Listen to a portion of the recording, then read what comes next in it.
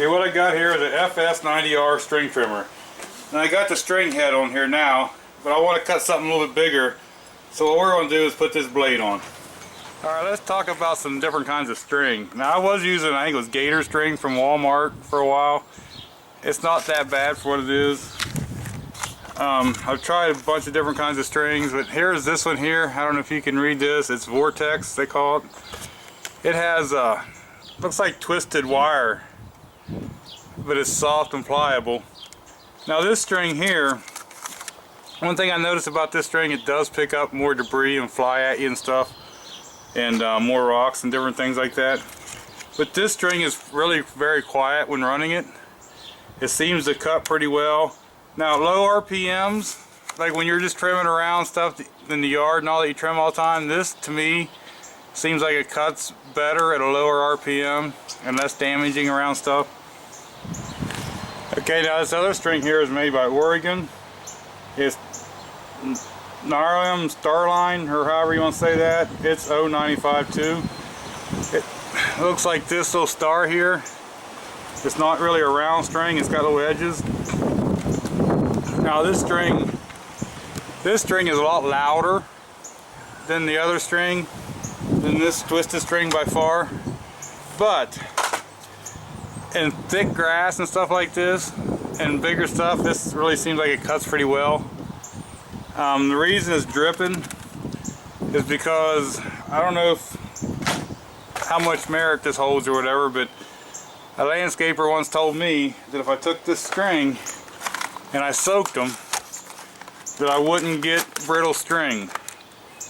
He says every 6 months or so, soak your string for 24 hours in water.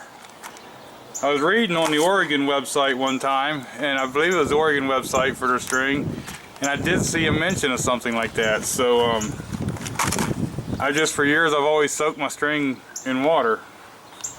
But now this also seems like it throws a little more debris than the gator string from the Walmart, but it also cuts better. Both of these I think cut better.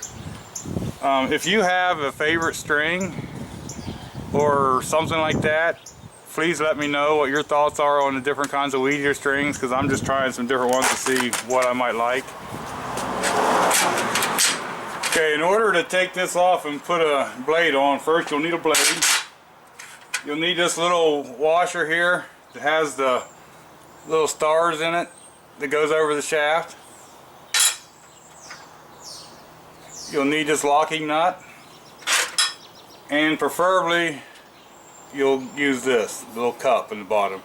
Now you can use this with just the nut and the washer, but what this does, it's just like a little ground bump. If you hit the ground, it just bumps on this. So if you got one of these, it's a good thing to use.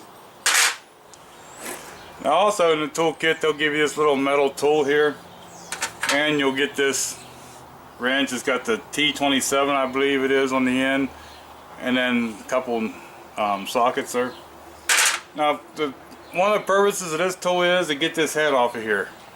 Alright, now if you don't have this tool, you can stick anything down in here, but there's a hole right here in the top of this head, and if you stick something down in there and turn this, okay, it will lock, and that stops this shaft. That way you can turn the head off of here. Alright, now keep in mind that when you turn this off, it's opposite threads, left-handed threads, so you got to act like you're tightening it up to get it off, and then it will just spin right off. Okay, and there you have your string head. Okay, so now how this tool works is it goes up through the head here, alright, and this is the piece that goes over top.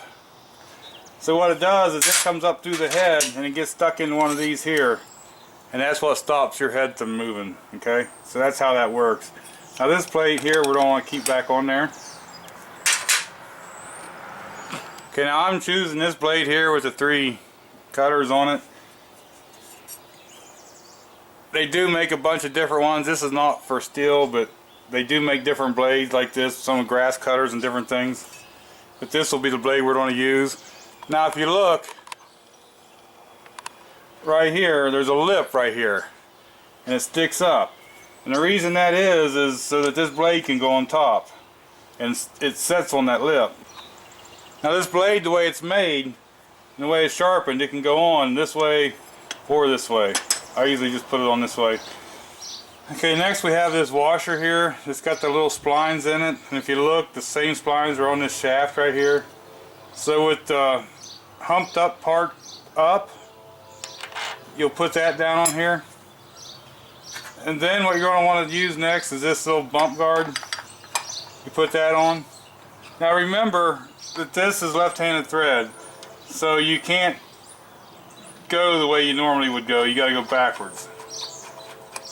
Okay, now that we have the blade and that washer with the teeth in it and this bump guard on, we got the nut on here. We can put this wrench on and tighten it up. Now we also have this tool up in to stop the blade, the little L-shaped tool again. So what we're going to do is just tighten this up. Okay, and there your blade's on. Now I know you're not supposed to, but the next thing I do, the other end of this tool is also another star bit right here. And this fits in here.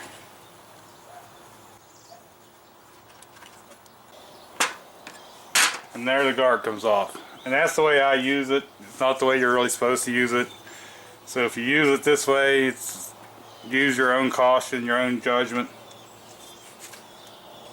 The other thing is they have what they call a barrier bar, which is a little rod that sticks off of here. And the manufacturer does suggest, if you're using a blade or whatever, to use that barrier bar. It's something that's fairly inexpensive. You can buy them both on here. And the other thing to keep in mind, they make a grease for these heads, so at certain intervals you do need to grease these. Now with this blade, keep in mind that it's spinning, so there could be kickback, alright? So you want to be making it so the blade spins into whatever you're cutting and not kicking back at you, alright? So what we're going to cut is a few of these water weed things. You know, they're not really that tough, but that's what we was putting the blade on for, so we're going to cut a few of these. Now you can cut heavier, woodier sticks and stuff with this, but just be careful, go into them slow, don't just cram it in there. So let's start this up and mow a few of these off.